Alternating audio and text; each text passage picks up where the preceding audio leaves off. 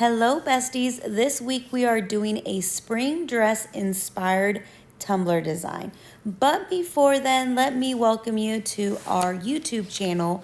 Make sure you follow us on all social media platforms under Misfit Makers and click that subscribe button in our YouTube channel so you'll be notified of any new content. Also, check out our website and our Patreon. Okay, so we are going to be using one of these stainless steel double-walled mason jars. Sorry, I had to think of what it was called, but these can be found at different places. I believe this one is from Hog Tumblers.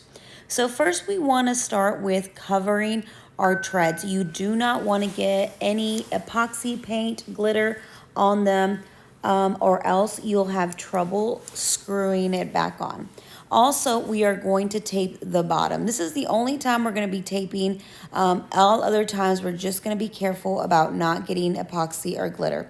But I'm just using my little, it's like a little tiny X-Acto blade to cut down the bottom. I don't know where my edging tool was, so I had to improvise here. So this is just so we have a nice clean glitter line at the bottom.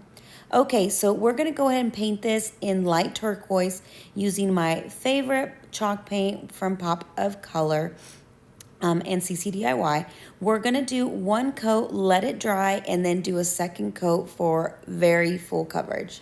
Okay, I just realized that I didn't even show you guys the spring dress that inspired this design. Here it is, guys. Let's see if we can recreate it or at least get inspiration from it.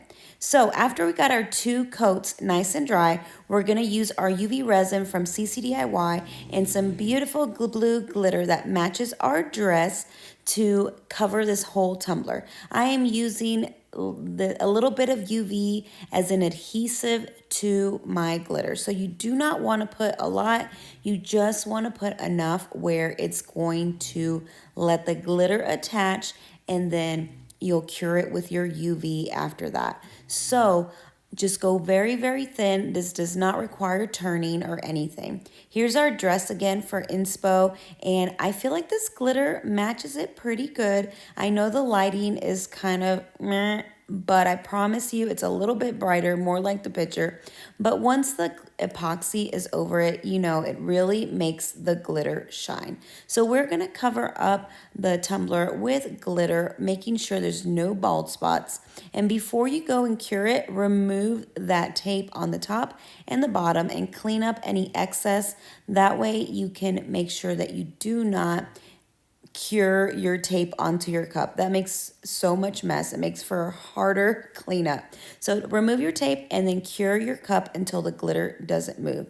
So while my UV glitter over there situation is curing to the left, I am going to do the same with the lid. I'm going to paint it, give it two coats, apply some UV, apply the glitter, and cure it. I am using one of the pin chucks from Craft Crate to hold my little lid. It actually worked perfectly, and then you could attach it to the honeycomb and let it spin, so it works great. I did have to add a little bit of electrical tape around there so it wouldn't slide around, but honestly it worked amazing and I love this. So I'm going to do the glitter, then I'm going to cure it.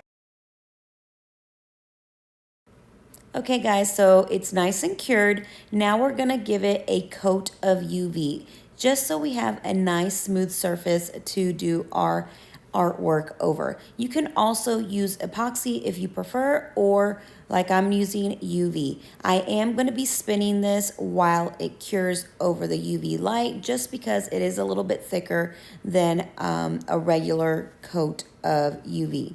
So while that's curing, we're going to go and check out our colors that we need. So here is a zoomed in picture of this dress.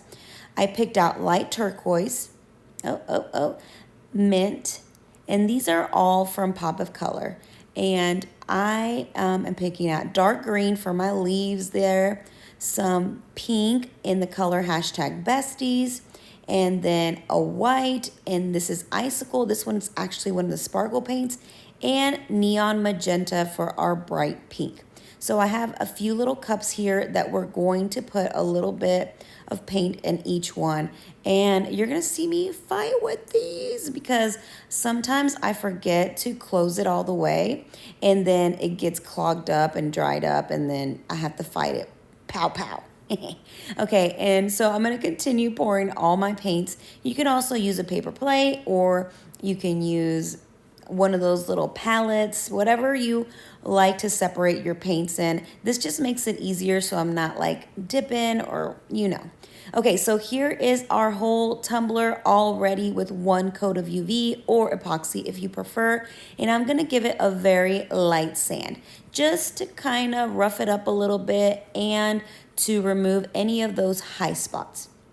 After that comes the easy part. I promise you this is easy. What you have to do is not think, just go at it. And just because it looks like cat scratch now, I promise it'll come together when you do all the line work.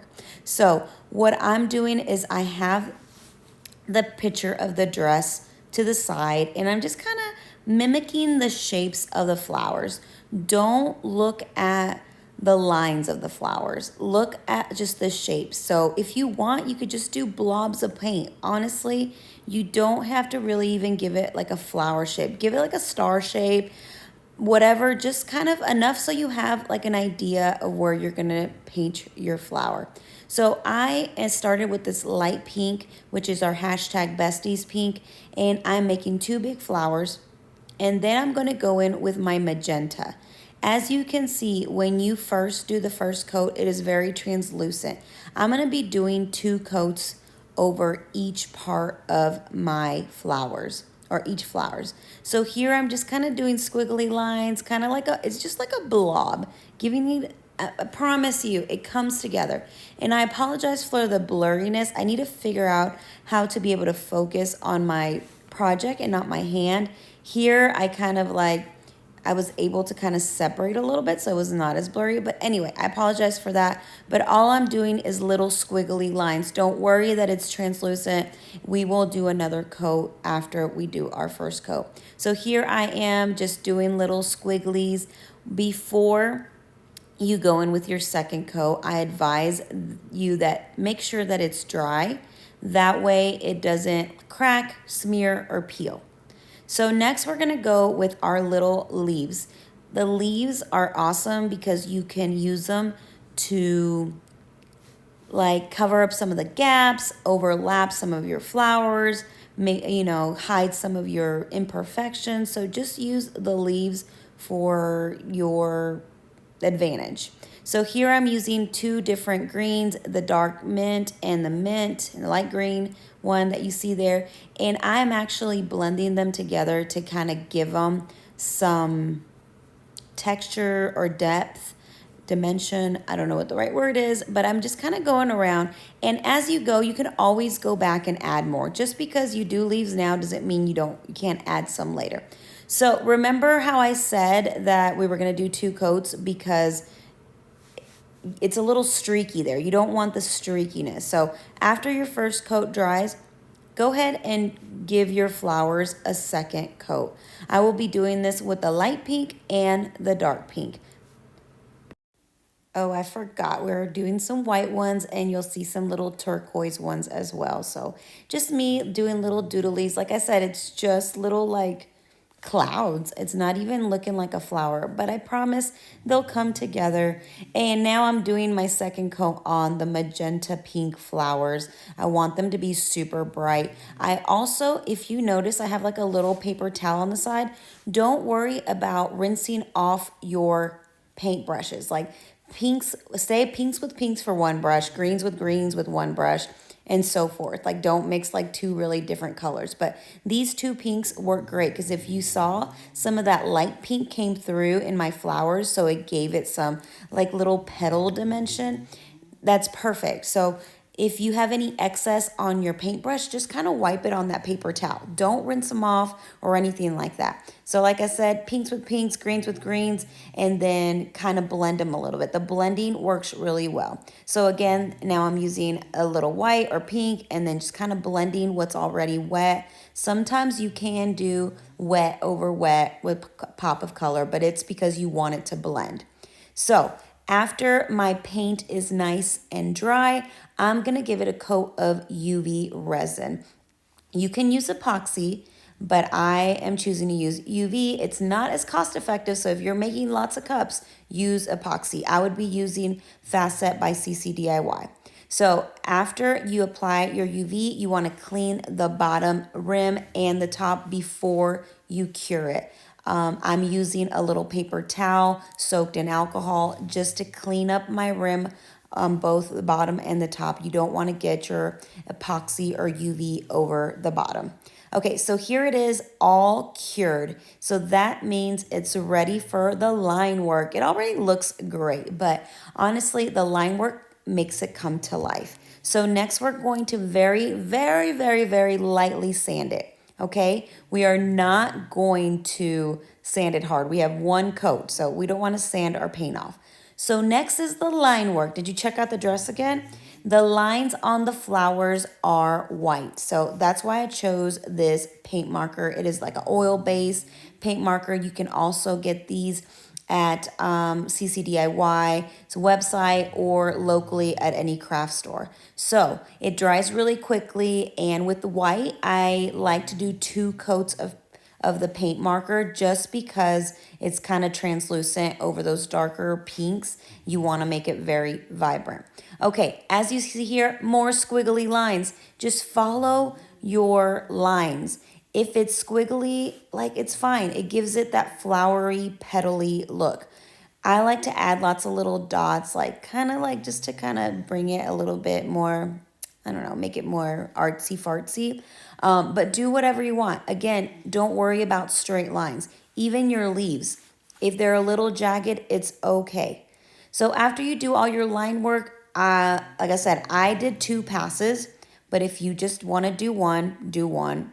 Either way, I like the line work where it's nice and vibrant and it pops out. You could also, switch it around, use gold, use black, use a combination of colors to make it more artsy. I don't know. So anyway, here's the lid. And now after everything is dry, we're going to epoxy. My last coats, even when I use UV, I always use epoxy. I'm using 30 mLs of CCDIY's Fast Set.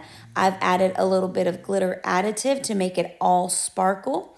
And as you see, my cup is turning over there. I'm also going to do the same with my lid, do 1 nice coat of epoxy over that, and then I'm going to spin it until it cures. I'm also going to clean off the edges. Every time you epoxy it or UV it, you want to get a little piece of paper towel soaked in alcohol and clean your edges off. So 1, you don't have trouble with your threads on the top, and then the bottom is also clean. Make sure to torch any bubbles. And then look at her, she's done. She looks so pretty. I hope this inspired you to grab your favorite spring dress or find one online and try to recreate it or try to get inspired by it. Thank you so much for all our Patreons. Thank you for all your support. Thank you to all our besties. And make sure you hit that subscribe button so you can be notified of any new content. See you guys next week.